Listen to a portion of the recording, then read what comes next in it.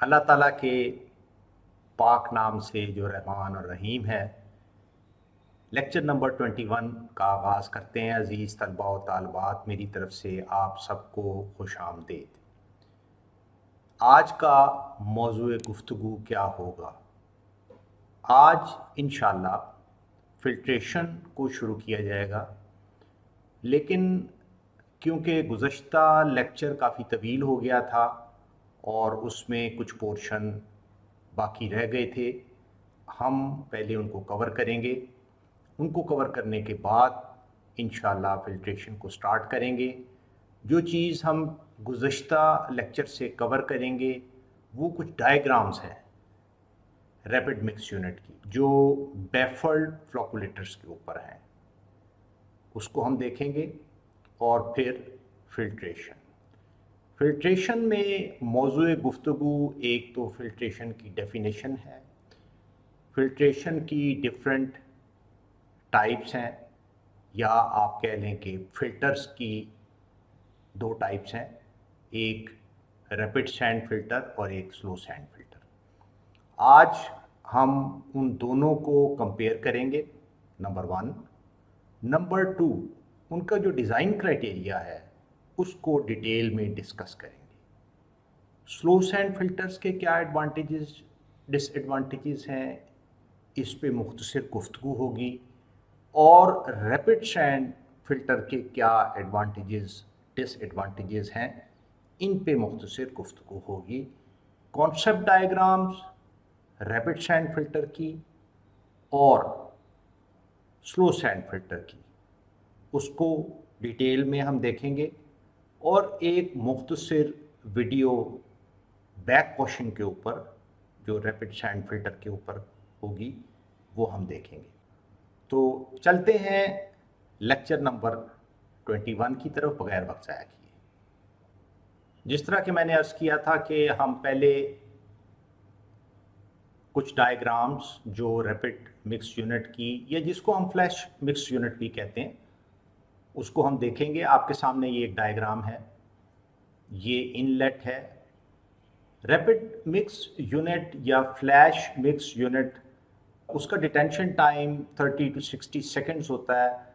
उसका साइज़ छोटा होता है। आप देख रहे हैं आपके सामने, ये एक शैफ्ट है। शैफ्ट के ऊपर ये इम्पेलर्स या फैंस लगे हुए हैं। यहाँ से केमिकल फीड एक पाइप के ज़रिए आती है। यहाँ से रॉ वाटर दाखिल हुआ, ऊपर एक मोटर लगी हुई है। मोटर इस शैफ्ट को रोटेट करेगी।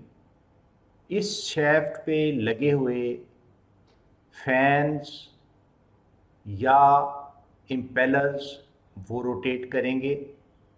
और यहाँ पे आप अगर ये देखें, छोटा पाइप यहाँ पे आके डोज को डिस्चार्ज करेगा कोएगुलेंट की। तो एक हाई टर्बुलेंस यहाँ इन इम्पेलर्स के तेज़ घूमने की वजह से पैदा होगी, और वो हाई टर्बुलेंस मिक्स कर देगी कोएगुलेंट को रॉ वाटर में। और इस मिक्सिंग से क्या होगा? Negative charge on the colloidal particles will be neutralized. After neutralization, ये यहाँ रैपिड मिक्स यूनिट को लीव करेगा पानी, और नेक्स्ट स्लो मिक्स यूनिट या फ्लोकुलेटर में दाखिल हो जाएगा। अब हम चलते हैं एक और फिगर की तरफ। इसका सोर्स YouTube की एक वीडियो है। आप देखें, ये एक रैपिड मिक्स या फ्लैश यूनिट है। ऊपर ये नीले कलर में मोटर है, और मोटर कनेक्टेड है शैफ्ट से। ये शैफ्ट नीचे आ गई है। यहाँ पे इम्पेलर्स या ये फिन्स लगी हुई हैं, और जब ये तेज़ी से घूमेंगी और डोज इसके अंदर आएगी फ्लैश मिक्स यूनिट के अंदर या रैपिड मिक्स यूनिट के अंदर, तो उस हाई टर्बुलेंस की वजह से कोएगुलेंट मिक्स होगा और न्यूट्रलाइजेशन का अमल कोलाइडल पार्टिकल्स की अंजाम पा जाएगा। आपको मैं लेके जा रहा हूँ अब बैफल्ड फ्लोकुलेटर्स की मुख्तसर वीडियोस की तरफ। स्टूडेंट्स, आपके सामने एक वाटर ट्रीटमेंट प्लांट और वाटर ट्रीटमेंट प्लांट में ये जो आपको चैम्बर सा नज़र आ रहा है, ये रैपिड मिक्स यूनिट है। ये पानी इसके अंदर आ रहा है। ये दो पाइप जो आपको नज़र आ रहे हैं, ये कोगुलेंट की डोज इसके अंदर एडमिनिस्टर कर रहे हैं और इसके अंदर कुछ टर्बुलेंस भी आप देख रहे हैं। ये डोज मिक्स हुई इस रैपिड मिक्स यूनिट में जो आपने देखा, और मिक्स होने के बाद फिर अब ये यहाँ से बाहर निकलेगी और फिर बेफल्ड फ्लोकुलेटर में दाखिल होगी। आपके सामने बेफल्ड फ्लोकुलेटर, ये बेफल वॉल्व्स आपको नज़र आ रही हैं। पानी यहाँ से एंटर होके और यहाँ से पूरा एक सर्कल मुकम्मल करके उसकी फ्लोकुलेशन होती है और फिर फाइनली वो आउटलेट से बाहर निकलता है और कहाँ जाता है? सेडिमेंटेशन टैंक में।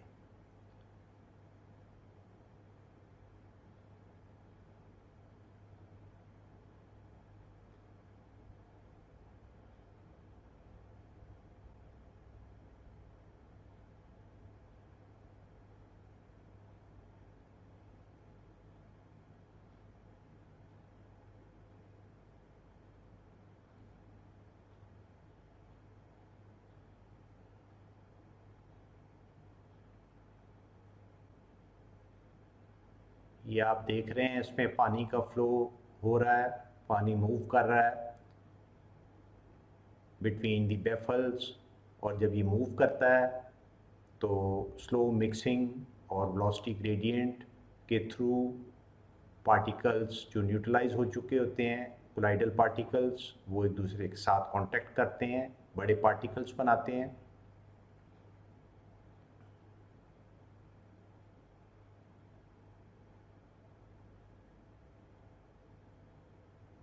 और ये वो जगह है जहाँ पानी फाइनली कलेक्ट हुआ और इसके बाद इसने जाना है सेडिमेंटेशन टैंक में, जो आपको ये सामने दो नज़र आ रहे हैं। ये चेन एंड फ्राइड सिस्टम है जो स्लज को मूव करके हॉपर में ले आता है। इसको हम ऑलरेडी पिछले लेक्चर्स में डिस्कस कर चुके हैं। आपने देखी एक मुख्तसर वीडियो बेफल्ड फ्लोकुलेटर के बारे में। आपने उसमें रैपिड मिक्स यूनिट भी देखा और बेफल्ड फ्लोकुलेटर भी देखा, और फिर आपको सेडिमेंटेशन टैंक भी नज़र आए जहाँ पे फिर सेडिमेंटेशन होती है। नया टॉपिक स्टार्ट करते हैं और टॉपिक है filtration. Now what is filtration?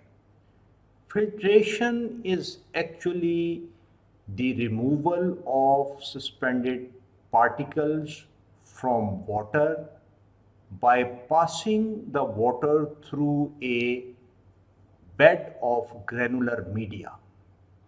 Particles तो sedimentation में भी remove होते हैं। Sedimentation में under the action of gravity होते हैं। पार्टिकल्स फिल्ट्रेशन में भी रिमूव होते हैं, लेकिन तरीकाकार मुख्तलिफ होता है।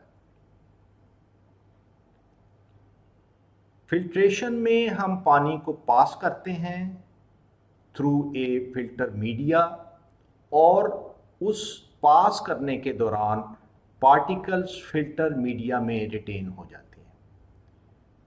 बड़े पार्टिकल्स सेडिमेंटेशन टैंक में, और जो उससे बच जाते हैं उसको हम फिल्ट्रेशन के ज़रिए रिमूव करते हैं। अब ग्रेनुलर मीडिया कितने टाइप्स का हो सकता है? 3 टाइप्स का हो सकता है। Number 1, graded silica sand. याद रखिएगा, आपने भूलना नहीं है, जहाँ तक म्यूनिसिपल या पब्लिक वाटर सप्लाईज का ताल्लुक है, इसमें मोस्टली 99% या 95% of the time graded silica sand का इस्तेमाल किया जाता है। दूसरा ग्रेनुलर मीडिया जो आमतौर पे इस्तेमाल होता है वो क्रश्ड एंथ्रासाइट कोल है। आजकल इसका इस्तेमाल बढ़ता जा रहा है। Number 3, granular activated carbon. ये भी इस्तेमाल होता है। ए combination of above is also used these days. आजकल ये ट्रेंड कुछ ज़्यादा हो गया है कि ग्रेडेड सिलिका सैंड और क्रश्ड एंथ्रासाइट कोल को मिला के एक फ़िल्टर मीडिया बनाया जाता है। इनको क्यों मिलाया जाता है, इसके क्या फ़वाइद हैं, ये इंशाल्लाह आगे चल के हम डिस्कस करेंगे।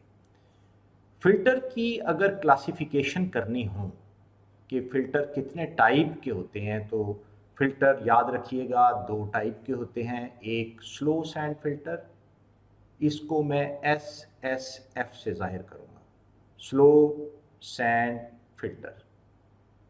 और दूसरी टाइप रैपिड सैंड फ़िल्टर्स, इसको मैं RSF से ज़ाहिर करूँगा, रैपिड सैंड फ़िल्टर। इससे पहले कि हम इनके डिज़ाइन क्राइटेरिया पे बात करें या इन दोनों में क्या डिफरेंसेस हैं उस पे बात करें, बड़ा मुनासिब होगा कि हम क्विकली स्लो सैंड फ़िल्टर और रैपिड सैंड फ़िल्टर की हिस्ट्री को थोड़ा सा देख लें। स्लो सैंड फ़िल्टर सबसे पहले बरतानिया में इस्तेमाल किए गए अर्ली 19th सेंचुरी, 1800 कुछ AD में इनको इस्तेमाल किया गया, बनाया गया।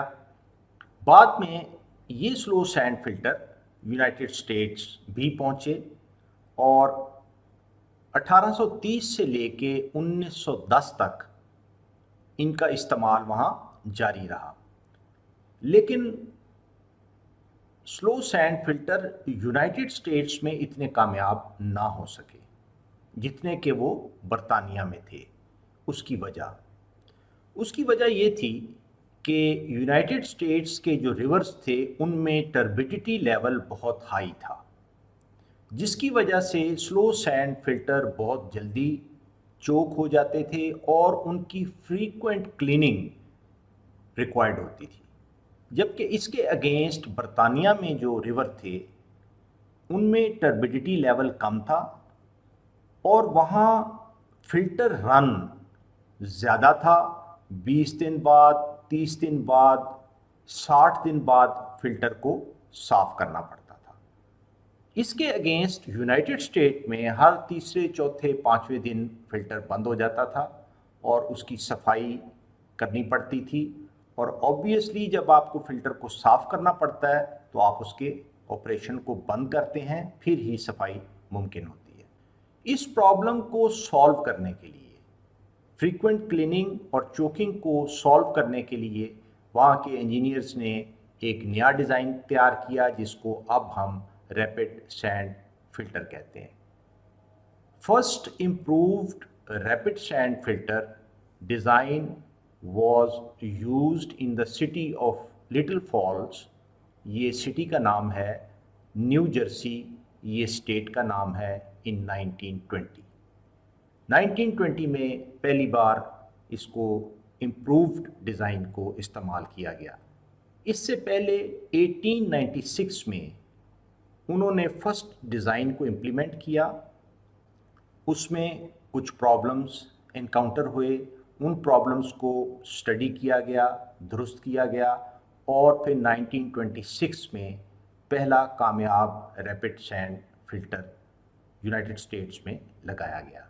ये था कुछ ब्रीफ हिस्टोरिकल बैकग्राउंड। अब हम क्विकली ये देखते हैं कि स्लो सैंड फ़िल्टर के क्या फ़ायदे हैं, क्या नुकसान है, रैपिड सैंड फ़िल्टर के क्या फ़ायदे हैं, क्या डिसएडवांटेजेस हैं। नुकसान का लफ्ज़ तो मैं अगर यूज़ करूं तो शायद मुनासिब ना हो, मेरिट्स डीमेरिट्स आप कह लें तो शायद वो ज़्यादा बेहतर अल्फाज हैं। आइए ज़रा क्विकली देखें। सबसे पहले स्लो सैंड फ़िल्टर के मेरिट्स में अगर आप सबसे पहले देखें तो क्वालिटी ऑफ वाटर जो है बेहतर होती है। इस पे हम आगे जाके डिस्कस करेंगे कि क्वालिटी ऑफ वाटर क्यों बेहतर होती है। Number 2, house hold level application. ये एक ऐसा फ़िल्टर है कि इसको आप एक छोटी सी बाल्टी में भी बना के तैयार कर सकते हैं। पानी को इससे गुजार लें। 8-10 लीटर डेली पीने का पानी जो घर में इस्तेमाल होता है, आप इससे साफ करके पी सकते हैं। जबकि रैपिड सैंड फिल्टर की जो कंस्ट्रक्शन है, ऑपरेशन है, वो रेप्लिकेट नहीं हो सकता हाउस होल्ड लेवल पे। हाउस होल्ड लेवल कहते हैं कि आप बहुत छोटे लेवल पे, घर के लेवल पे, अगर आप घर के लेवल पे छोटा सा फिल्टर लगाना चाहते हैं सिर्फ अपने पीने के पानी के लिए, तो स्लो सैंड फिल्टर को आप लगा सकते हैं। Number 3, water conservation. Slow sand filter की जब सफाई होती है तो उसमें पानी का इस्तेमाल, उसकी सतह को धोना, मड को साफ करना, ये इस्तेमाल कम होता है। इसमें बहुत ज़्यादा पानी इसकी सफाई पे इस्तेमाल नहीं होता, पानी कंजर्व होता है। Number 4, sludge rehandling and disposal issue. इसमें जो स्लज हैंडलिंग और डिस्पोजल का इशू है वो कम होता है, क्योंकि स्लज कम बनती है। इसकी क्लीनिंग की ज़रूरत बड़े देर के बाद पेश आती है, काफ़ी देर के बाद पेश आती है। लेकिन इसके अगेंस्ट रैपिड सैंड फिल्टर में आपको हर 24 या 48 या 72 घंटे बाद उसको साफ़ करना पड़ता है। स्लज की क्वांटिटी ज़्यादा प्रोड्यूस होती है, और जब वो ज़्यादा प्रोड्यूस होती है तो ऑब्वियसली हैंडलिंग और ट्रीटमेंट कॉस्ट भी बढ़ जाती है। ये तो थे मेरिट्स स्लो सैंड फिल्टर के। अब यकीनन कोई भी चीज़ आइडियल नहीं होती, उसके कुछ ना कुछ डीमेरिट भी होते हैं। सबसे पहला डीमेरिट स्लो सैंड फिल्टर का है कि इसकी एरिया रिक्वायरमेंट बहुत ज़्यादा होती है as compare to rapid sand filter. Number 2, algae की ग्रोथ इसमें ज़्यादा होती है। एलजी की ग्रोथ बाज़ औक़ात फिल्ट्रेशन प्रोसेस में भी इंटरफियर करती है, उसको चोक करती है, पानी की क्वालिटी को भी डिटीरियोरेट कर सकती है जो ट्रीटेड वाटर है। ये 2 इसके डीमेरिट्स हैं स्लो सैंड फिल्टर के। अब हम चलते हैं merits of rapid sand filter. इसका जो सबसे बड़ा मेरिट है वो तो ये है कि एरिया रिक्वायरमेंट बहुत कम है। ख़ास तौर पे बड़े सिटीज़ में, जो मेगा सिटीज़ हैं, लाहौर है, रावलपिंडी है, गुजरांवाला है, ख़ास तौर पे डिवीज़नल हेडक्वार्टर्स भावलपुर है, मुल्तान है, फैसलाबाद है, बड़े बड़े शहर हैं। यहाँ पे सबसे बड़ा इशू लैंड एक्विजिशन का होता है। तो वहाँ पे क्वांटिटी भी क्योंकि बहुत ज़्यादा होती है पानी की, अगर उसके लिए आप स्लो सैंड फिल्टर लगाते हैं तो ह्यूज एरिया आपको रिक्वायर्ड होता है, एक्विजिशन मुश्किल होती है। इसलिए ऐसी जगह पे रैपिड सैंड फिल्टर को प्रेफर किया जाता है। एक इनका सबसे बड़ा जो मेरिट है वो स्मॉल फुटप्रिंट है, लेस एरिया रिक्वायरमेंट। यकीनन इसके कुछ डीमेरिट्स भी होंगे रैपिड सैंड फिल्टर के। आइए देखते हैं कि इसके डीमेरिट्स क्या हैं। Number 1, high operational cost. क्योंकि ये पेचीदा होता है, वेल्व्स बहुत ज़्यादा होते हैं, पंपिंग बहुत ज़्यादा इन्वॉल्व होती है, लिहाजा इसकी operational cost slow sand filter से ज़्यादा होती है। नंबर 2, इसमें स्किल्ड लेबर रिक्वायर्ड होती है। कंप्लेक्सिटी ऑफ ऑपरेशन की वजह से स्किल्ड लेबर रिक्वायर्ड होती है। नंबर 3, इसका ऑपरेशन कम्प्लेक्स होता है, सिंपल नहीं होता। ये इसके चंद डीमेरिट्स हैं। आपका सवाल ये हो सकता है कि जब भी आप अपनी प्रोफेशनल लाइफ में होंगे और आपको एक फ़िल्टर डिज़ाइन करना है, आप सिलेक्शन कैसे करेंगे कि आप स्लो सैंड फिल्टर दें या आप चॉइस करें रैपिड सैंड फिल्टर की। इसके लिए जो एक थंब रूल है वो ये है कि डिफरेंट चीज़ों को एग्ज़ामिन किया जाता है, उनको एनालाइज किया जाता है और फिर डिसीजन लिया जाता है। कुछ टिप्स आपके लिए। Parameters that decide the type to be used. Type mean slow sand filter या rapid sand filter? So first parameter that may be considered while you are working as an environmental engineer at any place, amount of water to be treated. कितना पानी आपने treat करना है। अगर एक छोटा सा गांव है, पानी थोड़ा है, always go for slow sand filter. गांव में स्पेस का इशू भी नहीं होता, स्पेस अच्छी खासी अवेलेबल होती है, एट चीप कॉस्ट अवेलेबल होती है। So always go for slow sand filter, small large water supplies. और अगर लार्ज वाटर सप्लाई है तो फिर ऑब्वियसली एरिया रिक्वायरमेंट बड़ी एक्सटेंसिव होंगी। पिंडी के लिए अगर आपने सरफेस वाटर को ट्रीट करना है, it would require huge area, क्योंकि पिंडी की जो वाटर डिमांड है पूरे शहर की वो काफ़ी ज़्यादा होगी। तो आप ये देखें कि कितना पानी है, उसकी क्वांटिटी कितनी है जिसको आपने ट्रीट करना है, जगह कैसी है, छोटा इलाका है, लैंड अवेलेबिलिटी इजी है, go for slow sand filter. Availability of land ये हम डिस्कस कर चुके हैं। And number 3 and last is institutional capacity of organization that is going to run the system. इसको मैं आप एक मिसाल से समझाने की कोशिश करता हूँ।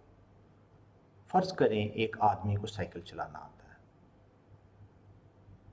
आप उसको गाड़ी दे देते हैं ट्रांसपोर्ट के लिए, क्या वो चला पाएगा? नहीं। क्यों? कैपेसिटी नहीं है। इसी तरह कोई भी ऑर्गेनाइजेशन जिसको आप डिज़ाइन करके दे रहे हैं और जिसने फिर उसको बाद अज़ां चलाना है, आपको ये भी देखना है कि क्या उसकी इंस्टीट्यूशनल कैपेसिटी इतनी है कि वो एक कम्प्लेक्स सिस्टम अगर आप उसको दे रहे हैं तो वो चला सके। फ़र्ज़ करें एक गांव है, यूनियन काउंसिल है। यूनियन काउंसिल में अगर आप रैपिड सैंड फिल्टर दे देंगे तो क्या वहाँ स्किल्ड लेबर अवेलेबल होगी? बिल्कुल नहीं होगी। क्या वो कॉम्प्लेक्स ऑपरेशंस को चला पाएंगे? बिल्कुल भी चला नहीं पाएंगे। नतीजा, वो फ़िल्टर कुछ अरसे बाद जो आपने साफ़ पानी के लिए उनको मुहैया किया था वो अनऑपरेशनल हो जाएगा और वो वही गंदा पानी जो पहले पी रहे थे फ़िल्टर लगने के बाद पीते रहेंगे। तो इंस्टीट्यूशनल कैपेसिटी को देखना भी बहुत ज़रूरी होता है। अगर कोई बड़ा शहर है, डिविजनल हेडक्वार्टर है, पिंडी है, फैसलाबाद है, मुल्तान है, साहिवाल है, गुजरांवाला है, तो फिर ये बड़े शहर हैं। यहाँ पे स्किल्ड लेबर भी अवेलेबल होती है।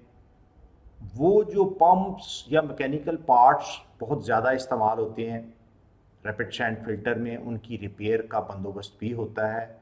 और अगर इंस्टीट्यूशनल कैपेसिटी में कोई गैप्स हैं, you can always fill those gaps through small training programs. आप उसको गैप्स को फिल कर सकते हैं, उनकी कैपेसिटी को थोड़ा सा बिल्ड कर दें, they can run the system. So these are the 3 parameters when you have to decide on the choice of slow or rapid sand filter. Keep these in your mind. Number 1, amount of water to be treated. Number 2, availability of area, easy or difficult. And number 3, institutional capacity of the organization to which you are giving that system, whether it will be able to run that system or not.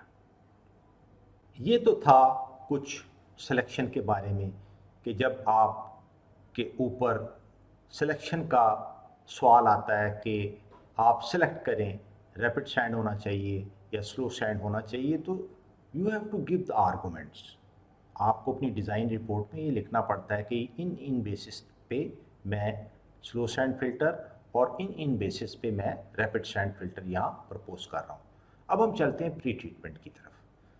Pre treatment क्या होनी चाहिए? अगर पानी को filter करना है।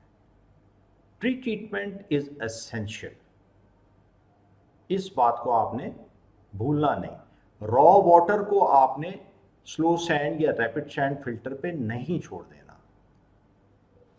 Prior to filtration, if turbidity of raw water is more than 10 NTU, अगर आप रॉ वाटर जिसको आप ट्रीट कर रहे हैं, raw surface water, whether it is of A canal, whether it is of a river, of a dam, of a lake, जो भी surface water source है, आप उसको पहले चेक करेंगे, उसकी टर्बिडिटी को चेक करेंगे। अगर टर्बिडिटी 10 NTU से ज़्यादा है तो आप प्री ट्रीटमेंट देंगे। प्री ट्रीटमेंट एम्प्लॉयड, आपको प्री ट्रीटमेंट क्या देंगे? वही जो हम अभी पढ़ चुके हैं, कोगुलेशन, फ्लोकुलेशन और सेडिमेंटेशन। ये प्री ट्रीटमेंट देने के बाद आप पानी को फिर फिल्टर पे लेकर आएंगे। अब हम चलने लगे हैं कंपैरिजन और design criteria of slow sand and rapid sand filter. ये एक टेबुलर फॉर्म में मैंने इसको अरेंज किया है। यकीनन आप ये पहले भी देख चुके होंगे अपने 6th सेमेस्टर में principles of water and waste water में। इसमें कुछ एडिशंस की गई हैं, वो आप ज़रूर उसको नोट कीजिएगा। तो मैं आपको लेके जा रहा हूँ design criteria and comparison of slow sand and rapid sand filter. 3 columns हैं। पहले में पैरामीटर है, ऑब्वियसली उससे पहले भी कॉलम है सीरियल नंबर का। इसमें तकरीबन 23 मैंने पैरामीटर जो हैं वो लिस्ट डाउन किए हैं और उनको कंपेयर किया है, और डिज़ाइन क्राइटेरिया जो यूज़ होता है जहाँ जहाँ वैल्यू कहीं आती है उसको भी मेंशन कर दिया गया है। दूसरे कॉलम में स्लो सैंड फिल्टर और तीसरे कॉलम में रैपिड सैंड फिल्टर। स्टार्ट करते हैं हम पैरामीटर नंबर 1 से, प्री ट्रीटमेंट। जनरली नील स्लो सैंड फिल्टर के लिए, और अगर देनी है तो प्लेन सेडिमेंटेशन दे दें, ये काफ़ी होती है। लेकिन अगर रैपिड सैंड फिल्टर है तो उसके लिए कोगुलेशन, फ्लोकुलेशन, सेडिमेंटेशन, ये प्री ट्रीटमेंट देना अशद इंतहाई ज़रूरी है। Parameter number 2, turbidity of feed water. Feed water means raw water.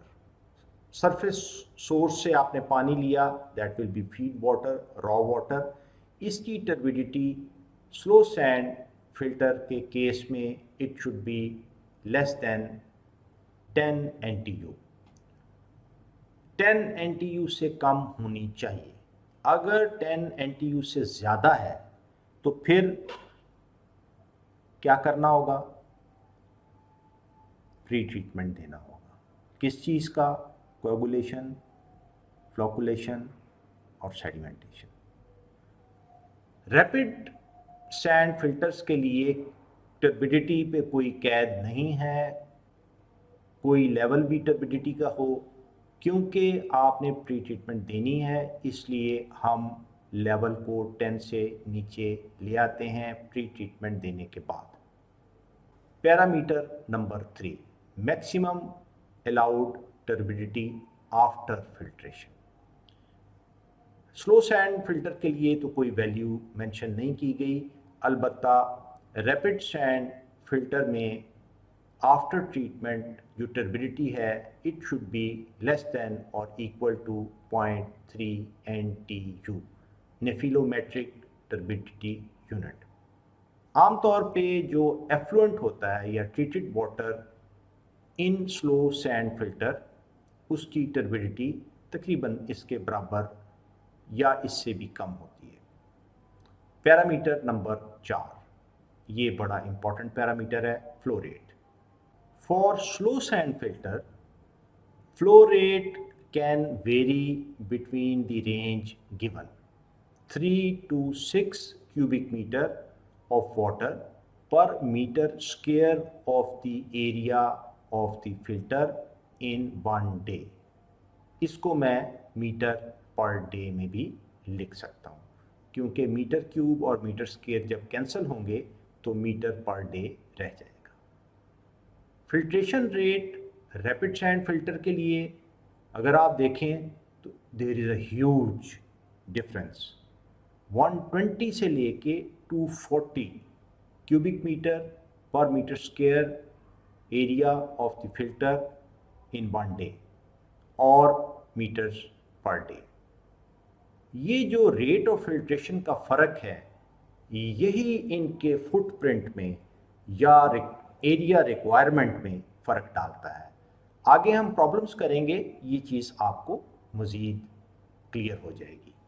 Parameter number 5, filter media, sand for slow sand filters और रैपिड सैंड फिल्टर में आजकल ये चीज़ काफ़ी रिवाज में है कि आइदर सैंड और मिक्स मीडिया इसमें इस्तेमाल किया जाता है, जिसमें सैंड और एंथ्रासाइट कोल को इस्तेमाल किया जाता है। इसकी वजह हम आगे जाके डिटेल में डिस्कस करेंगे। Parameter number 6, size of media, very important. Size of media को हम इफेक्टिव साइज से डिफाइन करते हैं और इसको D10 कहा जाता है। आपको मैं सॉइल मैकेनिक्स में लेके जाने लगा हूँ, जहाँ आपने सॉइल एनालिसिस किया होगा और ग्रेडेशन कर्व्स बनाए होंगे। वहाँ पे D10 का जिक्र आपने शायद सुना हो। अभी मैं इसको फुट नोट में डिफाइन भी कर दूँगा। सैंड, स्लो सैंड फिल्टर्स के लिए 0.15 से लेके 0.35 मिलीमीटर तक होना चाहिए। क्या होना चाहिए? D10। D10 की वैल्यू इस रेंज के दरमियान होनी चाहिए। और रैपिड सैंड के लिए D10 की वैल्यू 0.45 से लेके 0.70 मिलीमीटर तक होनी चाहिए। और अगर एंथ्रासाइट है तो उसकी D10 की वैल्यू 0.7 मिलीमीटर होनी चाहिए।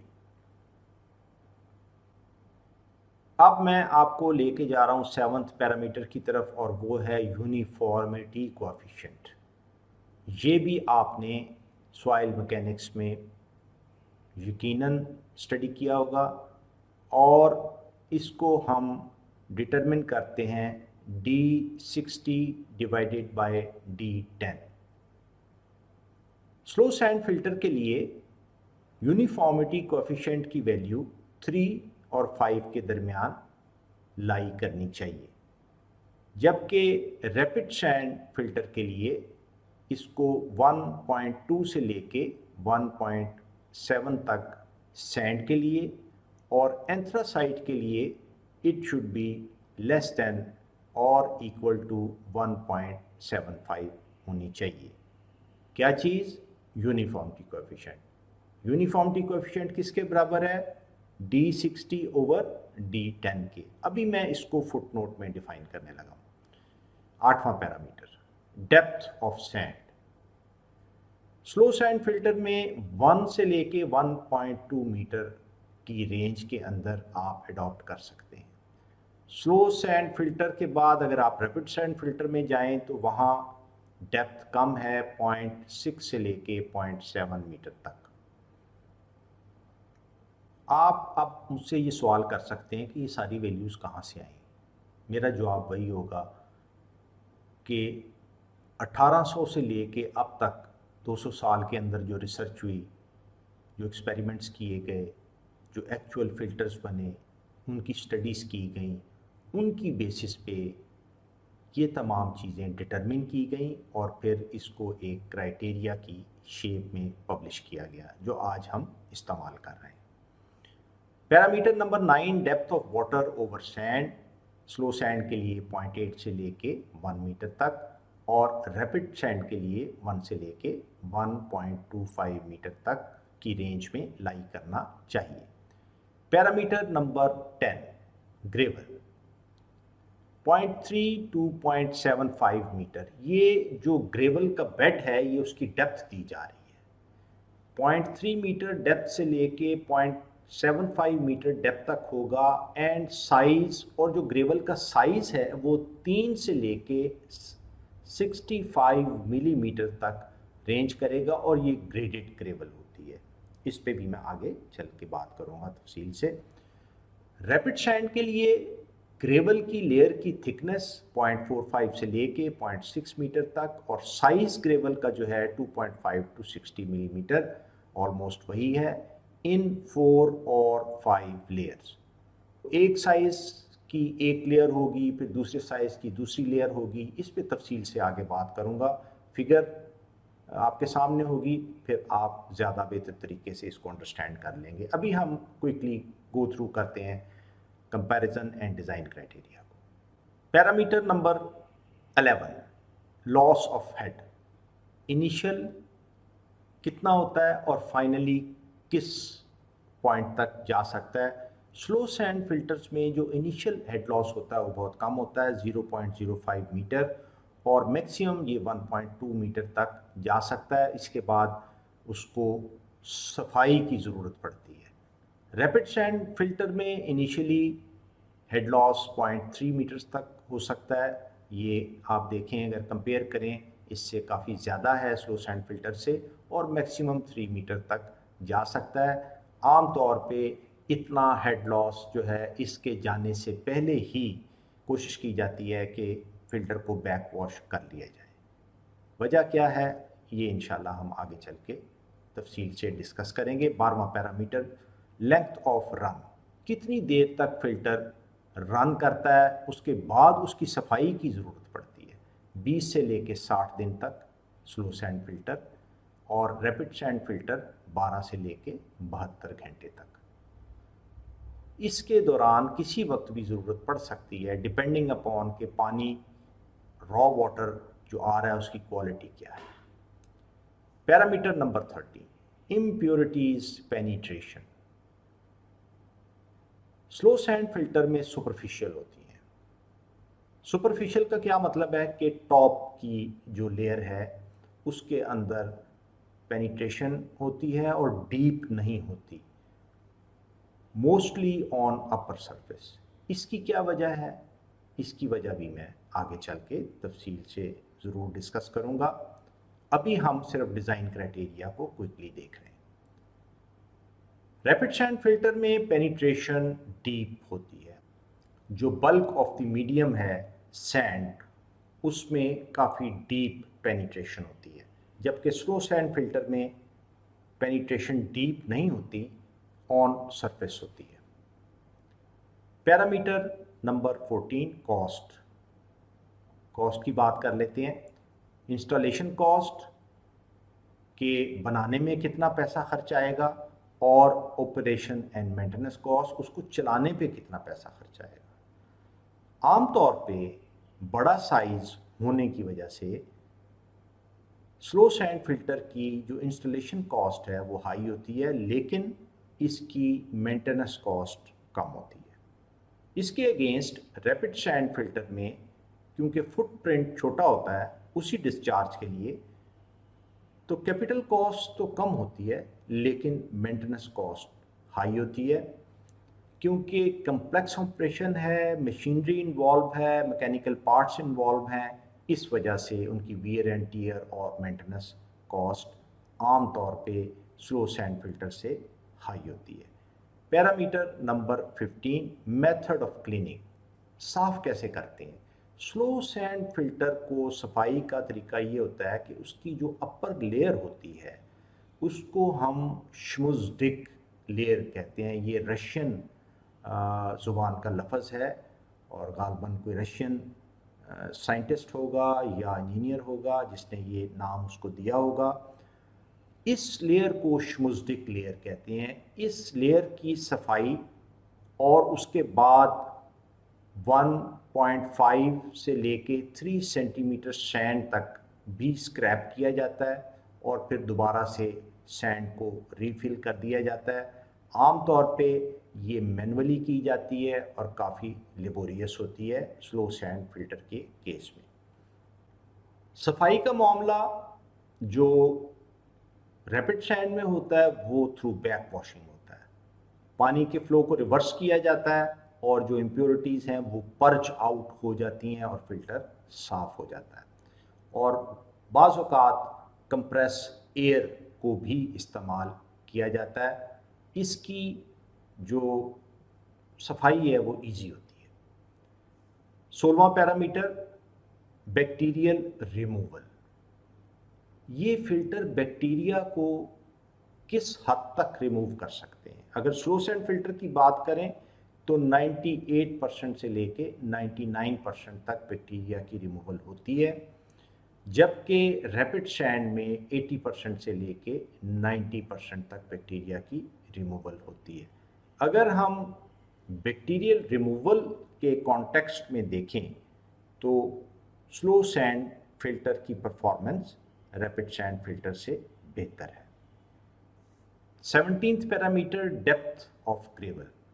ग्रेवल की क्या डेप्थ होगी, जो ग्रेवल लेयर होती है नीचे उसकी मोटाई थिकनेस क्या होगी। 200 से लेके 300 मिलीमीटर तक, जबकि रैपिड सैंड फिल्टर में ये थिकनेस ग्रेवल लेयर की ज़्यादा होती है 400 से लेके 600 मिलीमीटर तक। इसकी वजह गालिबन ये होती है कि आपने बैक वॉश करना होता है और बैक वॉश में जो वेलोसिटी होती है वो हाई होती है, इसलिए ये ख़तरा होता है कि जो सैंड है वो वॉश आउट ना हो जाए, इसलिए थिक ग्रेवल लेयर को दिया जाता है। 18th parameter quantity of wash water requirement. कितना साफ पानी जो आप फिल्टर से सफाई कर लेते हैं वो बाद में फिर फिल्टर की सफाई, जबकि आपने उसको सफाई को करना होता है, अगर स्लो सैंड है तो 20 से लेके 60 दिन बाद सफाई, और अगर रैपिड सैंड है तो 12 घंटे से लेके 72 घंटे के दौरान आपको उसको बैक वॉश करना पड़ता है। कितना पानी इस्तेमाल होता है स्लो सैंड फिल्टर में और कितना पानी इस्तेमाल होता है रैपिड सैंड फिल्टर में, आइए देखते हैं। स्लो सैंड फिल्टर में 0.2 से लेके 0.5% ऑफ टोटल फिल्टर्ड वाटर ये सफाई के लिए इस्तेमाल होता है। रैपिड सैंड में 1 to 5% of total filtered water सफाई के लिए इस्तेमाल होता है। आगे चलते हैं, कुछ पैरामीटर रह गए हैं उनको मुकम्मल करते हैं। Parameter number 19 ease of construction. Construction में आसानी। Slow sand filter easily construct हो जाता है, जबकि इसकी कंस्ट्रक्शन रैपिड सैंड की काफ़ी पेचीदा होती है। Parameter number 20 post treatment. पानी जब रैपिड सैंड या स्लो सैंड फिल्टर से ट्रीट हो गया है तो उसके बाद फर्दर ट्रीटमेंट, उसको पोस्ट ट्रीटमेंट कहा जाता है, वो क्या होती है। स्लो सैंड में स्लाइट डिसइंफेक्शन। स्लाइट क्यों कि बैक्टीरिया रिमूवल बेहतर है। इसमें कंप्लीट डिसइंफेक्शन की जाती है क्योंकि बैक्टीरिया रिमूवल इतनी बेहतर नहीं है। डिसइंफेक्शन ज़्यादा अच्छे तरीके से एक्सटेंसिवली की जाती है वो पानी जो रैपिड सैंड फिल्टर से ट्रीट होके आया है। Parameter number 21 under drain system. Slow sand filter में जो अंडर ड्रेन सिस्टम है वो ओपन जॉइंटेड पाइप्स पे कंसिस्ट होता है या फिर drain with perforated blocks. Drain बनाई जाती है ऐसे ब्लॉक के साथ जिसमें सुराख होते हैं और वो पानी फिल्टर होने के बाद उन सुराखों से होके आगे चला जाता है और उसको फिर कलेक्ट कर लिया जाता है ट्रीटेड वाटर को for disinfection and further supply. इसके अगेंस्ट रैपिड सैंड फिल्टर में परफोरेटेड पाइप्स इस्तेमाल किए जाते हैं, उनको हम लेटरल्स कहते हैं। और वो डिस्चार्ज करते हैं एक सेंट्रल पाइप में जिसको मैनीफोल्ड कहा जाता है। ये भी आगे फिगर्स आएंगी, इससे आपको ये कॉन्सेप्ट बिल्कुल क्लियर हो जाएगा। Second last parameter, size of each unit. Her unit का साइज कितना कितना होना चाहिए। आमतौर पे स्लो सैंड फिल्टर में 50 से लेके 200 मीटर स्क्वायर एरिया का साइज सेलेक्ट किया जाता है। मल्टीपल यूनिट्स होते हैं, उनको बनाया जाता है डिपेंडिंग अपॉन के क्वांटिटी ऑफ फ्लो कितनी है। क्वांटिटी ऑफ फ्लो ज़्यादा होगी तो बहुत सारे यूनिट होंगे, क्वांटिटी ऑफ फ्लो कम होगी तो मे बी 1 या 2 यूनिट भी काफ़ी हों। इसी तरह रैपिड सैंड फिल्टर में 10 से लेके 100 मीटर स्क्वायर तक का एरिया एक यूनिट के लिए लिया जा सकता है। ये वो रेंज है जिसके अंदर आप कोई भी वैल्यू सेलेक्ट कर सकते हैं, ये आपकी सवाबदीद है, इसमें आपको किसी से पूछने की ज़रूरत नहीं है। आखिरी parameter, suitability. Rapid sand filter कहाँ पे सूटेबल है? For rural areas and small towns where flow rate is less and availability of land is ample and at a very reasonable cost. Rapid sand filter कहाँ के लिए suitable है? For bigger towns and cities where there is a problem or difficulty in the land acquisition and the land is also very costly. अब वो definitions देख लेते हैं quickly. Effective size D10, इसको मैं डिफाइन करूंगा, sieve size in millimetres that permits 10% by weight of sand to pass. इसको effective size कहा जाता है और इसको D10 से रिप्रेजेंट किया जाता है। ये वैल्यूज़ ऊपर स्लो सैंड और रैपिड सैंड दोनों के लिए डिफाइन कर दी गई हैं। ये आप समझें टेबल डिज़ाइन क्राइटेरिया भी है और इन दोनों को ये डिफरेंशिएट भी कर रहा है। Uniformity coefficient, it is equal to D60 over D10। अब D को जब मैंने डिफ़ाइन कर दिया है तो D60 को भी उसी तरह डिफ़ाइन करेंगे जिस तरह D10 को डिफ़ाइन किया था। ए यूनिफॉर्मिटी कोएफिशिएंट ऑफ 1, अगर किसी सैंड का यूनिफॉर्मिटी कोएफिशिएंट 1 निकल आए तो ये क्या रिप्रेजेंट करता है? ये रिप्रेजेंट करता है कि जो ग्रेन्स हैं या जो पार्टिकल्स हैं सैंड के वो तकरीबन बराबर साइज़ के हैं। ये एक डिज़ायरेबल पोजीशन नहीं है, सैंड को ग्रेडेड होना चाहिए। जो वैल्यूज़ स्लो सैंड यूनिट और रैपिड सैंड यूनिट के लिए इस टेबल के अंदर दे दी गई हैं उसके अंदर उनको लाई करना चाहिए, इफेक्टिव साइज़ को भी और यूनिफॉर्मिटी कोएफिशिएंट को भी। अगर ऐसा नहीं होगा तो फिल्ट्रेशन का जो प्रोसेस है उसकी परफॉर्मेंस ठीक नहीं होगी, पुअर होगी। NTU ये टर्बिडिटी के यूनिट्स हैं, नेफिलोमेट्रिक टर्बिडिटी यूनिट। यहाँ पे आके हम कंक्लूड करते हैं design criteria for slow sand filter and rapid sand filter. ये एक की टेबल है जिसको आपने इस्तेमाल करना है और बार बार देखना है ड्यूरिंग योर डिज़ाइन। अब मैं आपको लेके जाने लगा हूँ एक कॉन्सेप्ट डायग्राम की तरफ जो कि स्लो सैंड फिल्टर की है।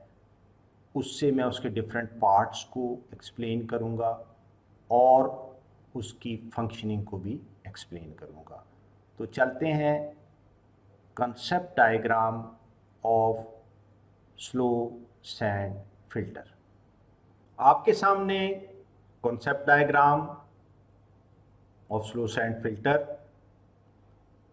मैं इस यूनिट से स्टार्ट करूंगा, इसका इंट्रोडक्शन करवाऊंगा, इसके डिफरेंट पार्ट्स आपको बताऊंगा। उसके बाद मैं इस यूनिट पे जाऊंगा, इसका इंट्रोडक्शन करवाऊंगा, इसका फंक्शन क्या है वो आपको बताऊंगा और फाइनली इस यूनिट पे जाऊंगा। ये डिफरेंट पाइप्स जो लगे हुए हैं इनको सारों को मैं बारी बारी एक्सप्लेन करूँगा। सबसे पहला जो आपको नज़र आ रहा है वो स्लो सैंड फिल्टर है। स्लो सैंड फिल्टर आमतौर पे ये कंक्रीट का बॉक्स होता है। इस बॉक्स के सबसे नीचे ड्रेन टाइल लगी होती है, ऐसी टाइल्स जिसके अंदर परफोरेशंस हैं और पानी गुजर के इस पाइप में यहाँ आ जाए। इन ड्रेन टाइल्स के ऊपर ग्रेवल की सपोर्ट होती है। ये स्ट्रेट लाइंस आपको ये टाइल्स हैं और उसके ऊपर ये ज़रा जो डार्क कलर का ये पोर्शन है ये ग्रेवल की सपोर्ट या ग्रेवल की लेयर है।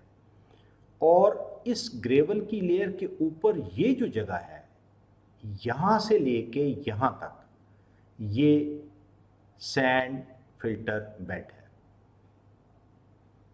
ये आप जो देख रहे हैं ये एक सॉर्ट ऑफ ड्रेन टाइप बनी हुई है।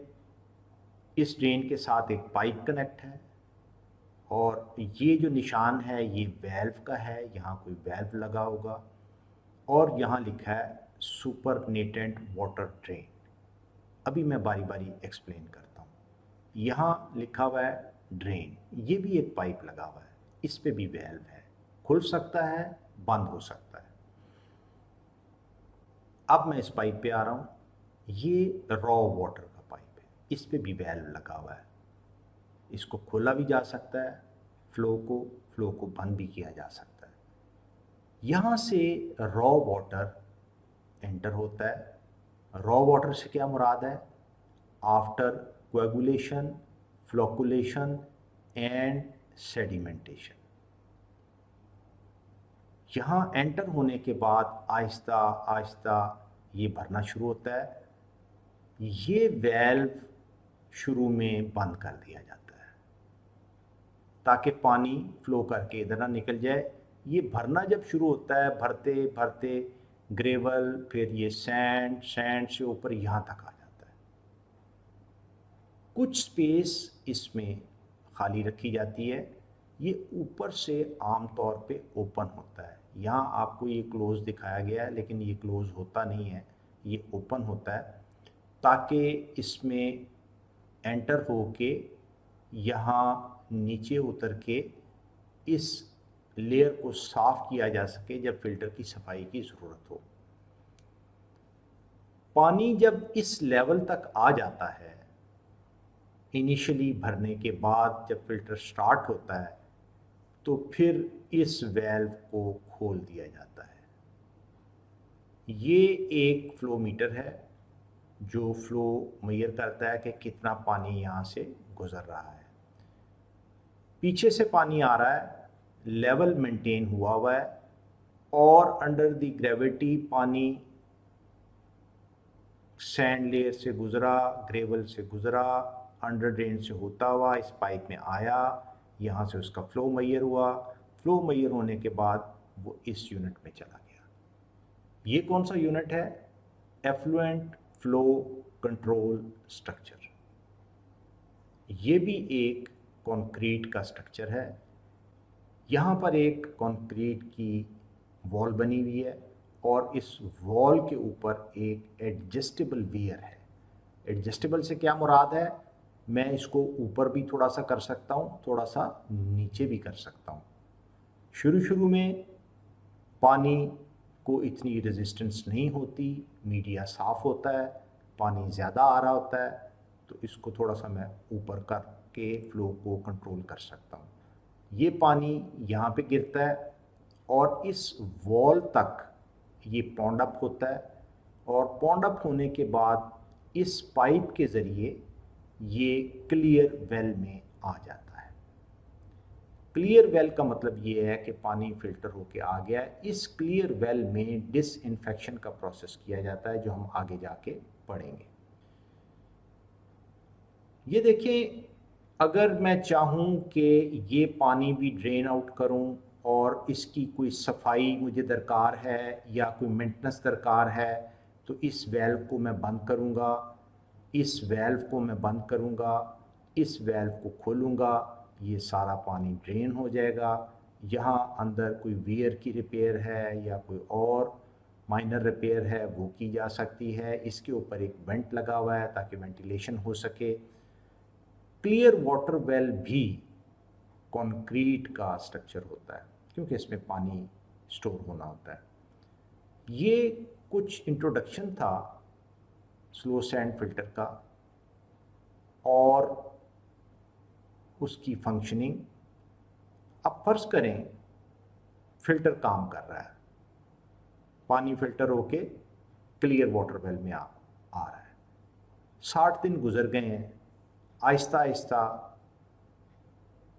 सैंड चोक हुई, इसमें इम्प्योरिटीज़ पार्टिकल्स आ गए, ऊपर जो श्मुज़डिक लेयर है वो भी काफ़ी ब्लॉक हो गई, चोक हो गई और पानी यहाँ से जो फ़िल्टर होके आ रहा है वो बहुत कम हो गया। फिर आपने क्या किया, इस वियर को थोड़ा सा नीचे किया ताकि ये पानी यहाँ एंटर हो सके। लेकिन जब आखिरी लिमिट तक पहुँचता है ये काम, तो वो ये ज़ाहिर कर रहा होता है कि अब फ़िल्टर की सफाई की ज़रूरत है। अगर फ़िल्टर की सफाई करनी है तो फिर क्या करना होगा, इस वेल्व को बंद करना होगा ताकि ये पानी इधर ना आ सके। यहाँ से इस वेल्व को आप खोलेंगे, ये ऊपर वाला पानी, ये जो चैनल सी बनी हुई आपको नज़र आ रही है, ये भी कंक्रीट की होती है। इससे सारा का सारा सुपरनेटेंट का जो पानी है, इस लेवल से ऊपर का पानी है, वो निकल जाएगा। यहाँ से भी आप इनफ्लो को बंद कर देंगे, ये वेल्व बंद होगा, ये वेल्व बंद होगा, ये वेल्व बंद होगा और इस वेल्व को खोला जाएगा। इससे क्या होगा, ये सुपरनेटेंट जो है ये सारा का सारा निकल जाएगा। लेकिन पानी स्टिल सैंड के अंदर और ग्रेवल और अंडर ड्रेन सिस्टम के अंदर मौजूद होगा। उसको ड्रेन आउट करने के लिए इस वेल्व को खोला जाएगा और ड्रेन से ये सारा का सारा पानी निकल जाएगा।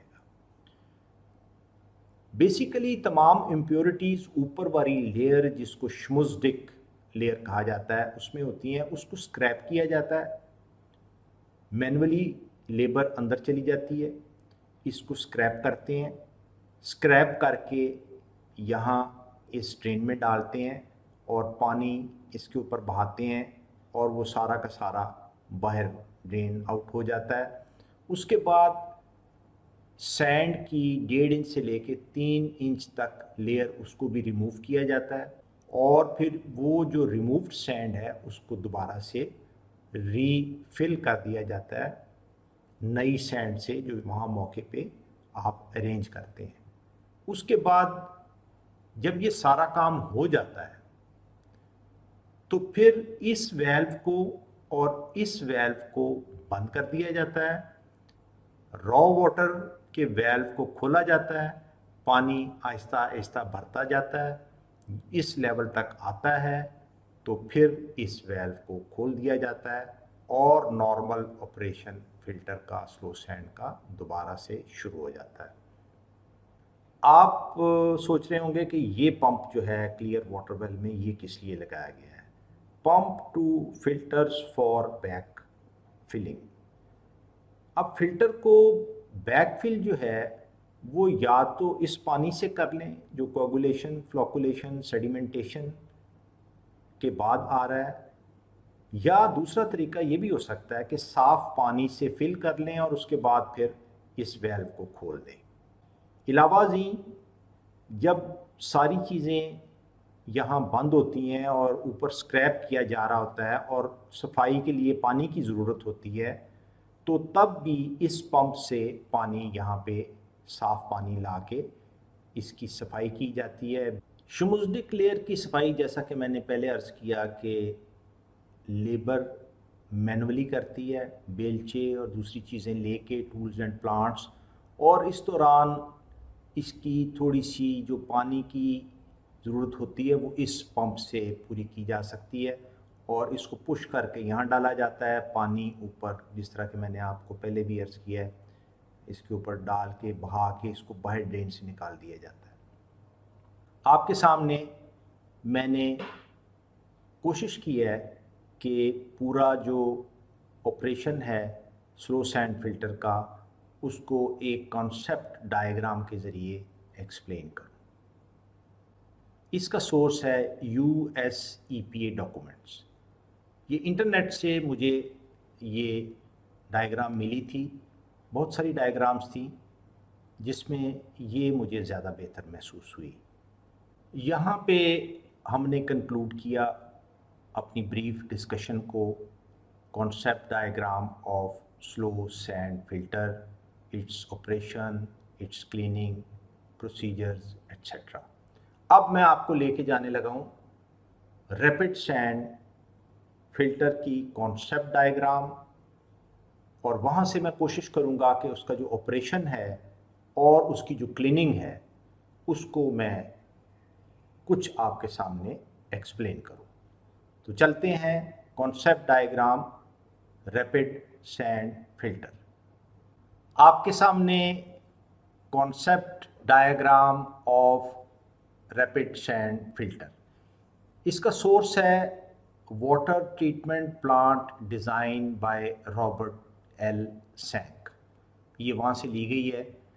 मैं कोशिश करता हूँ, देखने में तो आपको बड़ी पेचीदा सी शायद नज़र आए, लेकिन आपने बिल्कुल घबराना नहीं है।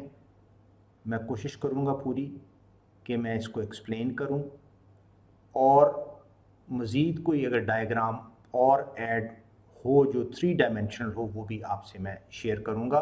उसका सोर्स कोई और है, उससे आपको मज़ीद इसको अंडरस्टैंड करने में मदद मिलेगी। तो मैं इस यूनिट से स्टार्ट करने लगा हूँ। ये कंक्रीट का अगेन बॉक्स होता है। रैपिड सैंड फिल्टर क्या है? कंक्रीट का एक बॉक्स। ये कॉन्सेप्ट डायग्राम है, इसमें पूरी डिटेल्स नहीं बताई गई। याद रखें कि आपका जो एज एनवायरमेंटल इंजीनियर काम होगा, वो हम जो ये कोर्स पढ़ रहे हैं उस तक महदूद होगा। ये स्ट्रक्चर्स बड़े कम्प्लेक्स होते हैं। ये बहुत सारे लोग मिल के इसकी डिटेलिंग फाइनल करते हैं। इसमें इलेक्ट्रिकल इंजीनियर भी इन्वॉल्व होता है, इसमें मैकेनिकल इंजीनियर भी इन्वॉल्व होता है, इसमें वेंडर्स जो स्पेशल इसके आइटम्स बनाते हैं वो भी इन्वॉल्व होते हैं। उनका काम वो करते हैं, आपका काम आम तौर पे वो है साइजिंग और कुछ डिटेलिंग जो हम इस कोर्स में कर रहे हैं। चलते हैं इस यूनिट की तरफ। ये रैपिड सैंड फिल्टर का एक यूनिट है, कंक्रीट का बना हुआ है। सबसे नीचे अंडर ड्रेन सिस्टम, उसके बाद मीडिया। मीडिया में क्या चीज़ें आती हैं? Gravel and sand. उसके बाद ये वो पानी का लो लेवल है जिससे लेवल नीचे नहीं जाना चाहिए। इसकी वजाहत मैं आगे चल के करूँगा। ये जो 2 लाइनें आपको नज़र आ रही हैं, यहाँ से लेके यहाँ तक और यहाँ से लेके यहाँ तक, ये वॉश ट्रफ है। बैक वॉश वाटर इस ट्रफ में आता है और इस ट्रफ से फिर इस गलेट में, ये गलेट क्या चीज़ होती है? ये एक ड्रेन होती है जिसमें फिर जो गदला पानी है, जब फिल्टर को वॉश किया जाता है, जो इम्प्योरिटीज सारी होती हैं, मड होती है, क्ले होती है, वो निकल के यहाँ से ड्रेन आउट हो जाती है। इसको गलेट कहते हैं। Gullet is a sort of drain. This is the high water level. ये मैक्सिमम पानी का लेवल है। ये लोएस्ट वाटर लेवल है, इस पे निशान लगा होता है ताकि पानी इस निशान से नीचे आप ना जाने दें। अगर इस निशान से नीचे जाए तो कुछ प्रॉब्लम्स का सामना करना पड़ता है। जिसका जिक्र आगे अभी आएगा। अब मैं आ रहा हूं इस साइड पे। ये जो गोल सा पाइप आपको नजर आ रहा है, this is common influential header pipe और चैनल। फर्ज करें बहुत सारे यूनिट्स हैं, 5 या 6 रैपिड सैंड फिल्टर यूनिट्स हैं, उन तमाम को पानी देना है। तो एक कॉमन हेडर पाइप जो सबको पानी देता है वो इस्तेमाल किया जाता है, या फिर एक चैनल बनाई जाती है जिसके ज़रिए उनको सप्लाई दी जाती है। इस कॉमन हेडर पाइप से, जो कि आप समझें कि ये मेरी तरफ आ रहा है और आगे इसके और यूनिट बने हुए हैं और ये सबके करीब से गुजर रहा है, जब ये करीब से किसी यूनिट के गुजरता है तो ये एक कनेक्शन उस यूनिट को दे दिया जाता है। और ये कॉमन हेडर पाइप उस पानी को लेकर आ रहा है जिसकी कोएगुलेशन, फ्लोकुलेशन और फिल्ट्रेशन हो चुकी है, जिसकी कोएगुलेशन, फ्लोकुलेशन और सेडिमेंटेशन हो चुकी है। ये पाइप कनेक्ट हो गया इस यूनिट के साथ और ये वेल्व है, इन्फ्लुएंट वेल्व और गेट टू ईच फिल्टर। हर फिल्टर को सप्लाई बंद करने के लिए और खोलने के लिए इसकी वेल्व की या गेट की ज़रूरत पड़ती है। उसके बाद गलेट के साथ आप देखें, ये एक और पाइप कनेक्टेड है और यहाँ भी एक वेल्व लगा हुआ है। अंडर ड्रेन सिस्टम के साथ भी एक पाइप कनेक्टेड है, एक वेल्व इधर लगा हुआ है और यहाँ बैक वॉश लिखा हुआ है, और एक वेल्व इधर लगा हुआ है, यहाँ ड्रेन लिखा हुआ है। ये एक निशान है, यहाँ लिखा गया है रेट, इंडिकेटर एंड लिमिटेशंस। यहाँ आप समझ लें कि गेज, वाटर मेजरिंग गेज और पानी के फ्लो को कम या ज़्यादा करने का अरेंजमेंट है। उसको यहाँ ज़्यादा एलेबोरेट करके नहीं दिखाया गया, पिछली फिगर में एलेबोरेट करके दिखाया गया था। मैं क्विकली आपको पिछली फिगर की तरफ ले चलता हूँ और मैं दिखाता हूँ कि वो एलेबोरेट सिस्टम क्या था। ये है रेट कंट्रोलर। पानी की मिकदार को कम या ज़्यादा करने के लिए इस तरह की एक अरेंजमेंट होती है, एडजस्टेबल वियर होती है। यहाँ तो ये ज़रा बड़ा करके दिखा दिया गया है, वहाँ सिर्फ एक लाइन के ज़रिए इसको रिप्रेजेंट किया गया है। काम वही होता है इसका, रेट को कंट्रोल करना कि कितना पानी फिल्टर होके आगे जाएगा, उसको कम करना या उसको ज़्यादा करना। चलते हैं दोबारा उसी फिगर की तरफ, रैपिड सैंड फिल्टर की तरफ।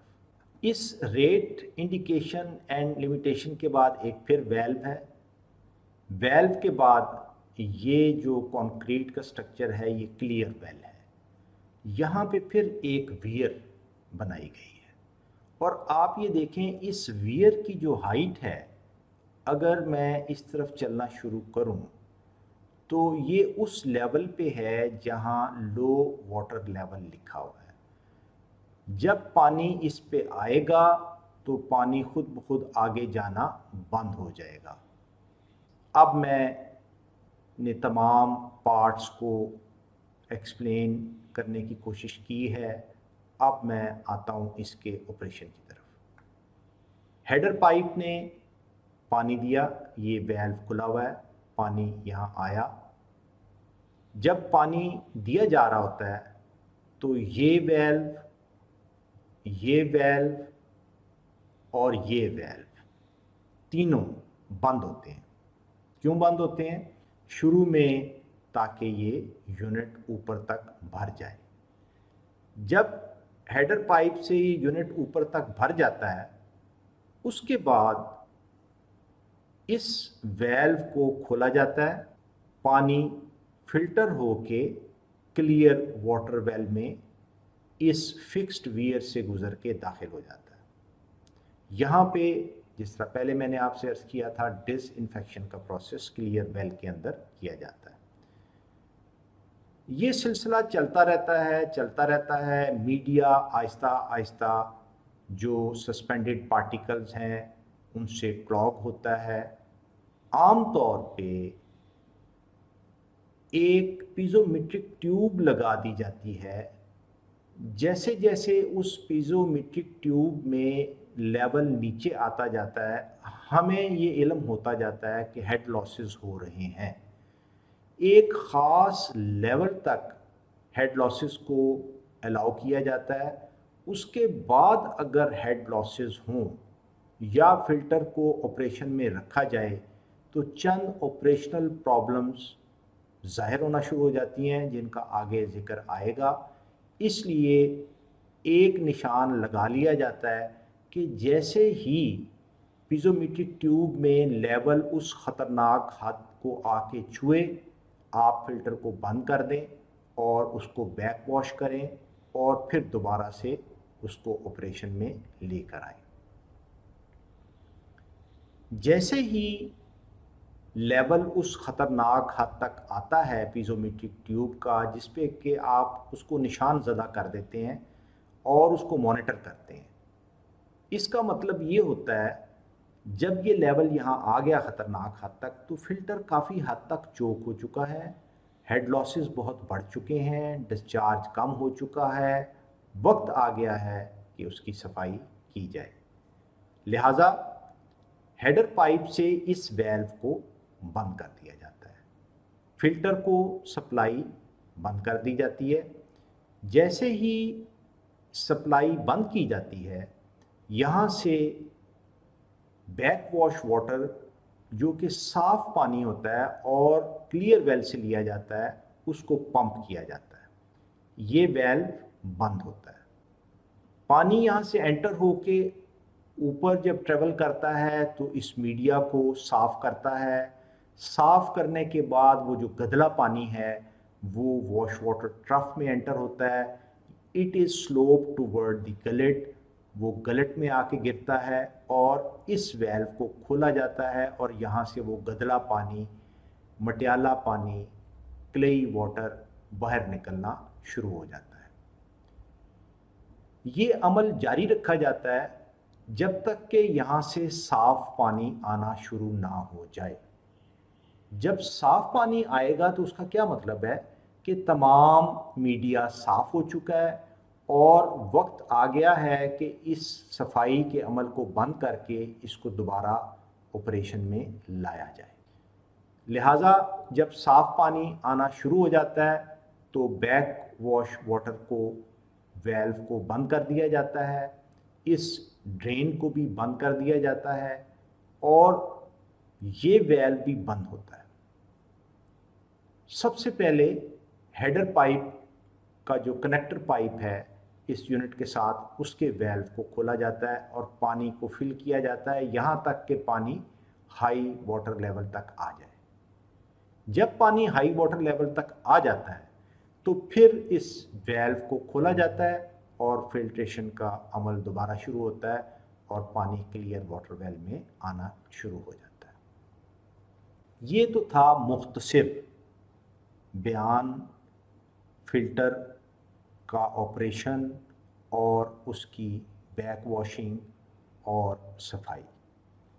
ये जो ड्रेन है, ये प्रोविज़न इसलिए रखी जाती है कि अगर यहाँ से कोई चीज़ जो कि इस गलेट में नहीं आई या वॉश वाटर ट्रफ के ज़रिए नहीं आई, तो आप ऊपर पानी पॉन्ड अप करके इस वेल्व को खोल के भी कुछ ना कुछ सफाई कर सकते हैं। बाज़ औक़ात इसकी भी ज़रूरत होती है, इसलिए प्रोविज़न रख दी जाती है।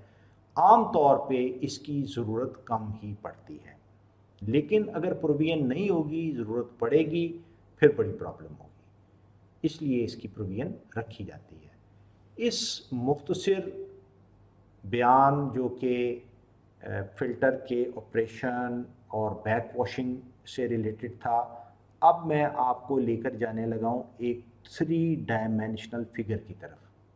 वो 3 डायमेंशनल फिगर आपको मज़ीद इंसाइट देगी रैपिड सैंड फ़िल्टर के बारे में। तो जनाब आपके सामने एक और concept diagram rapid sand filter के बारे में, और इसका सोर्स है water and waste water engineering design principles and practice by McKenzie L Davis. McGraw Hill की छपी हुई है, और डॉक्टर मैकेंजी जो हैं he is a professor in Michigan State University USA. अब मैं इस फिगर से आपको दोबारा से एक्सप्लेन करता हूँ। ये 3 डायमेंशनल फिगर है, इसमें चीज़ें बहुत ज़्यादा अच्छी और क्लियर हैं। ये बॉक्स है कंक्रीट का, रैपिड सैंड फिल्टर, ये इसकी बॉटम है। बॉटम के ऊपर ये पाइप बिछाए गए हैं जो कि परफोरेटेड पाइप हैं, इनको लेटरल्स कहा जाता है। ये आपको पहले वाली फिगर में नहीं नज़र आए होंगे, ये इस फिगर में आपको नज़र आ रहे हैं। ये लेटरल्स जो हैं इनके अंदर ये छोटे छोटे डॉट्स आप देख रहे हैं, ये सुराख है जहाँ से फिल्टर्ड वाटर एंटर होता है। एंटर होने के बाद ये एक दरमियान में बड़े पाइप में चला जाता है। ये लेटरल्स भी ऑन स्लोप लगे होते हैं ताकि पानी बाय ग्रेविटी चला जाए, और ये पाइप भी ऑन स्लोप लगा होता है ताकि पानी बाय ग्रेविटी बाहर चला जाए। इस पाइप को मैनीफोल्ड कहा जाता है, यहाँ इसको आउटलेट मेन लिखा गया है। इन परफोरेटेड पाइप्स जिनको मैं लेटरल्स कह रहा हूँ, जिनका काम फिल्टर्ड वाटर को कलेक्ट करके दरमियानी पाइप तक ट्रांसफ़र कर देना है, उसके ऊपर ये ग्रेडेड ग्रेवल है यहाँ से लेके यहाँ तक, और ग्रेवल के ऊपर यहाँ से लेके यहाँ तक ग्रेडेड फिल्टर सैंड है। इस सैंड और वॉश ट्रफ के दरमियान कुछ फासला है। ये फासला क्यों रखते हैं, इसको ऊपर क्यों लगाते हैं? बैक वॉशिंग के दरमियान या उस अमल के दरमियान ग्रेवल और सैंड कुछ एक्सपैंड करते हैं। आमतौर पे देखा गया है कि 40% ये एक्सपैंड कर जाते हैं अपनी ओरिजिनल जो थिकनेस होती है। अगर ये बहुत करीब में लगा दूंगा तो हो सकता है ये सारी रेत इसमें आए और रेत वॉश आउट हो जाए। इस चीज़ को बचाने के लिए जो वॉश वाटर ट्रफ हैं इनको मेजर करके कि कितनी एक्सपेंशन होगी उतना ऊपर लगा दिया जाता है। पानी जो क्लेई वाटर होता है वो बैक वॉशिंग के दरमियान इस ट्रफ में आता है। इस ट्रफ में फिर ये गलट लगी हुई है। इस गलट में 2 पाइप हैं, एक तो वॉश वाटर को ड्रेन आउट करता है, यहाँ भी एक वेल्व लगा होता है। ड्यूरिंग बैक वॉशिंग इस वेल्व को खोल दिया जाता है, तो जो मडी वाटर है वो बाहर निकल जाता है।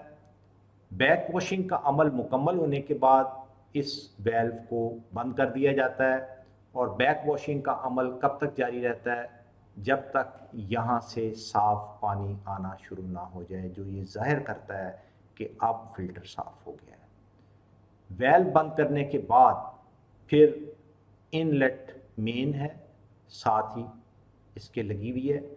यहाँ से पानी इसमें दोबारा से छोड़ा जाता है और फिल्ट्रेशन का अमल बैक वॉशिंग के बाद दोबारा से शुरू हो जाता है till the next back washing step, जो कि 12 घंटे से लेके 72 घंटे तक हो सकता है। 24 घंटे बाद भी हो सकता है, 30 घंटे बाद भी बैक वॉशिंग की ज़रूरत हो सकती है।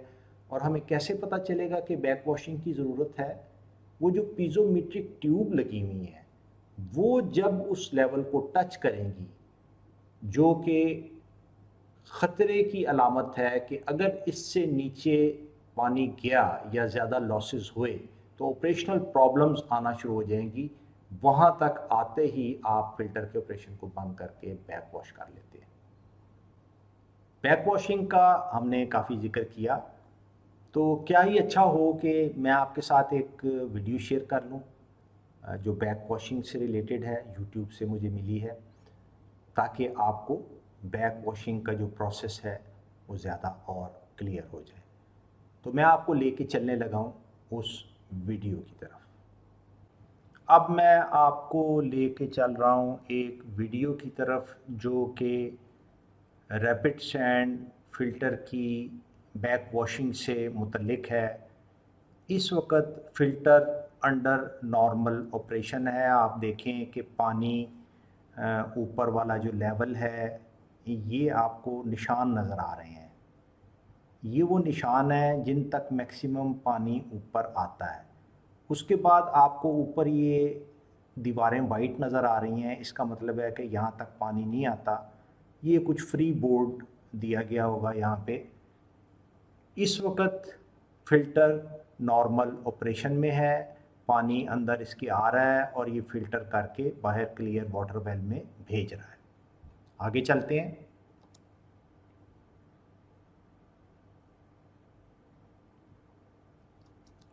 फ़िल्टर डर्टी हो चुका है और टाइम है इसको बैक वॉश करने का।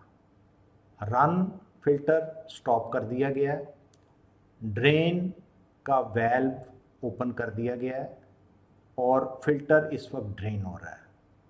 आप ये देखें कि पहले पानी इससे थोड़ा सा नीचे था, ये वो निशान है पानी का। अब पानी काफ़ी नीचे इससे आ चुका है। इसका मतलब है कि ड्रेन पाइप जब खुला हुआ है तो फ़िल्टर का जो पानी है वो आहिस्ता आहिस्ता ड्रेन आउट हो रहा है। आपके सामने अभी ये पोजीशन आएगी कि ये किस तरह ड्रेन आउट हो के क्या सूरत हाल बनती है। ये आप प्लीज़ देखिए।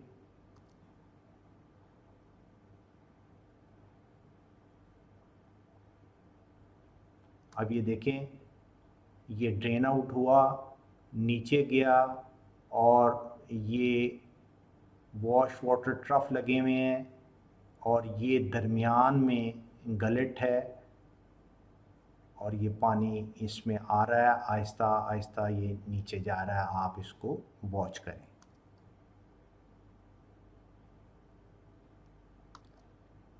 ये गलेट है।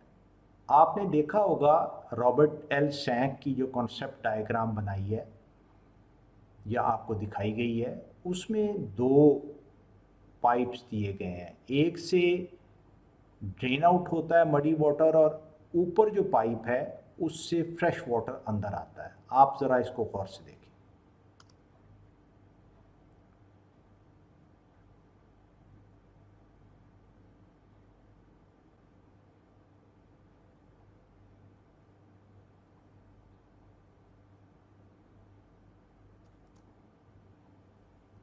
ये देखें, ये वो दूसरा पाइप है जहाँ से फिल्टर्ड वाटर शुरू में दे के इसको भरा जाएगा या कोएगुलेशन, फ्लोकुलेशन, सेडिमेंटेशन वाला पानी खोला जाएगा तो इसको ये भरेगा और फिर ऊपर तक आएगा और फिल्ट्रेशन प्रोसेस स्टार्ट होगा।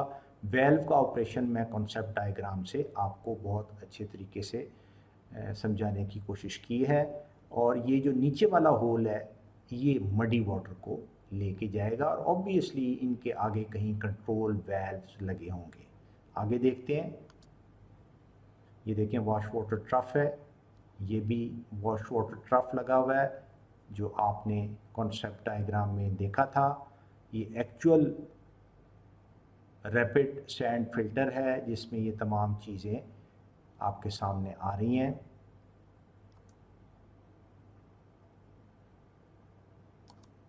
ये क्या हो रहा है, ये देखें नीचे ये एयर्स कवरिंग कर रहे हैं to loosen particle and trapped in media. याद रखें, एक अलहदा सिस्टम जब आप पानी का बैक वॉशिंग के लिए बनाते हैं तो साथ ही एक पाइप एयर के लिए भी डाल दिए जाते हैं। शुरू में बैक वॉशिंग नहीं की जाती बल्कि कंप्रेस्ड एयर जो है वो इसके अंदर एंटर होती है और वो इसको एजिटेट करती है। जिस तरह आप देख रहे हैं कि ये एजिटेट हो रहा है। इसका फ़ायदा क्या होता है कंप्रेस्ड एयर पहले देने का, before we put in the back wash water?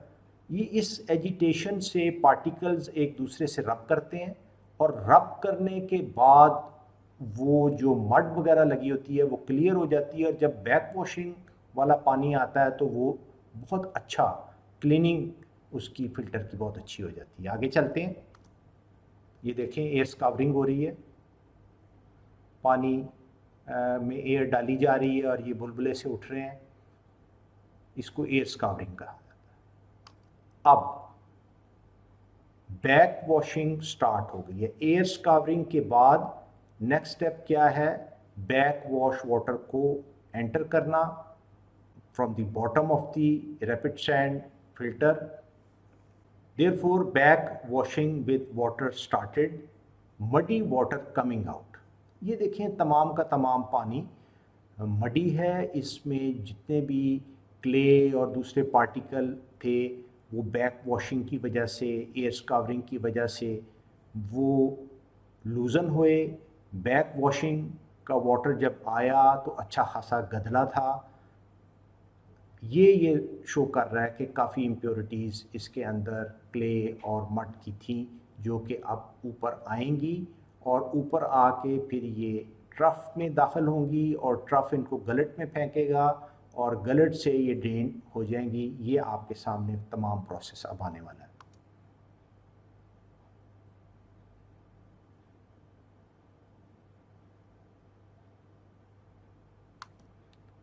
Now muddy water rising, entering wash water troughs and then gullet. ये आप इसको वॉच करें। ये मडी वाटर आहिस्ता आहिस्ता ऊपर आ रहा है, पहले ये वॉश वाटर ट्रफ में दाखिल होगा और वहाँ से फिर ये गलट में दाखिल हो जाएगा। ये गलट में दाखिल हो गया, वॉश वाटर ट्रफ में आया। गलट में दाखिल होने के बाद फिर ये जो नीचे वाली ड्रेन है इससे ये ड्रेन आउट हो जाएगा और वो जो नीचे सामने आपको नज़र आ रही है इस वक्त पानी के पीछे छुप गई है, जो पहले मैंने आपको दिखाई थी, वहाँ से ये ड्रेन आउट होगा। ये गलट है, ये पोर्शन, ये जो दो दीवारें हैं इनके दरमियान जो पोर्शन है ये इसको गलट कहते हैं। ये भी एक आप ड्रेन ही समझ लें। मडी वाटर जा रहा है, ड्रेन आउट हो रहा है। अब देखें आहिस्ता आहिस्ता कुछ पीरियड के बाद जब बैक वॉशिंग होती रही तो ये अब पानी जो आ रहा है गलट में और वॉश वाटर ट्रफ से वो बिल्कुल क्लियर वाटर है। क्लियर वाटर ये शो कर रहा है कि बैक वॉशिंग और फिल्टर की क्लीनिंग मुकम्मल हो गई है और अब वो स्टेज आ गई है कि हम इसको दोबारा से ऑपरेशन और नॉर्मल फिल्ट्रेशन स्टार्ट कर सकते हैं। ये आप देखें,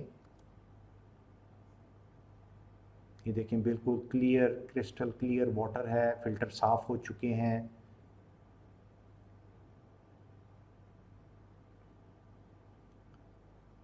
लिहाजा अब पानी को, बैक वॉश वाटर को बंद कर दिया गया है। ये आप देखें आहिस्ता आहिस्ता जो वॉश वाटर ट्रफ्स थे उनसे पानी कम हो गया। अब रॉ वाटर को ओपन किया जाएगा और नॉर्मल फिल्टर रन स्टार्ट हो जाएगा। ये देखें, ये पानी ऊपर वाला जो पाइप था वहाँ से आइदर क्लियर वाटर वेल से शुरू में इसको भरा जाता है या फिर कोगुलेशन, फ्लोकुलेशन, सेडिमेंटेशन वाला जो पानी है उससे भी इसको भरा जा सकता है। अब ये भर रहा है, नीचे वाले वेल्व बंद हैं सारे, जब तक ये पूरा भर नहीं जाएगा उसको खोला नहीं जाएगा और फिल्ट्रेशन प्रोसेस शुरू नहीं होगा। मैं दोबारा इसको ऑन करता हूँ।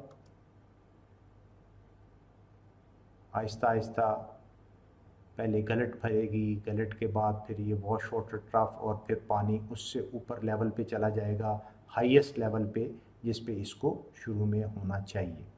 जब वो उस हाईएस्ट लेवल पे चला जाएगा फिर वेल्व खोले जाएंगे और फिल्ट्रेशन प्रोसेस स्टार्ट हो जाएगा। अब देखें ये तकरीबन ऊपर आ चुका है, वॉश वाटर ट्रफ डूब चुके हैं, पानी उनसे ऊपर जा रहा है।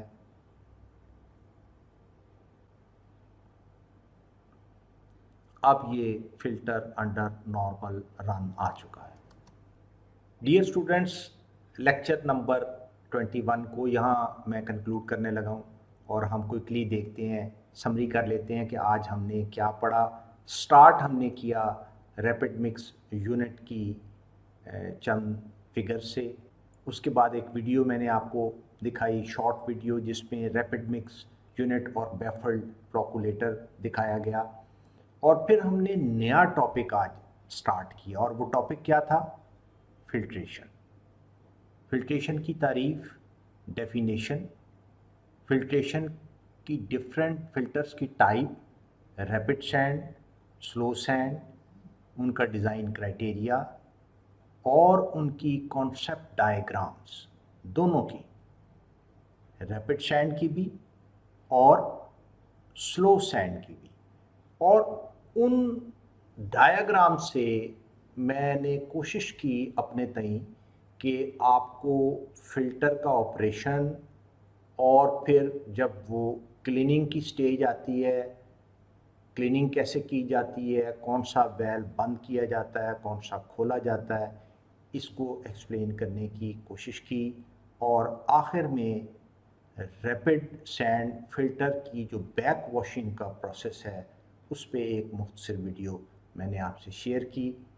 यहाँ मैं आपसे इजाज़त लेता हूँ, इस दुआ के साथ कि अल्लाह ताला आपकी हमेशा हिफाजत फरमाए, कामयाबी आपका मुकद्दर हो, और दीन और दुनिया दोनों की फ़लाह अल्लाह ताला आपको नसीब फरमाए।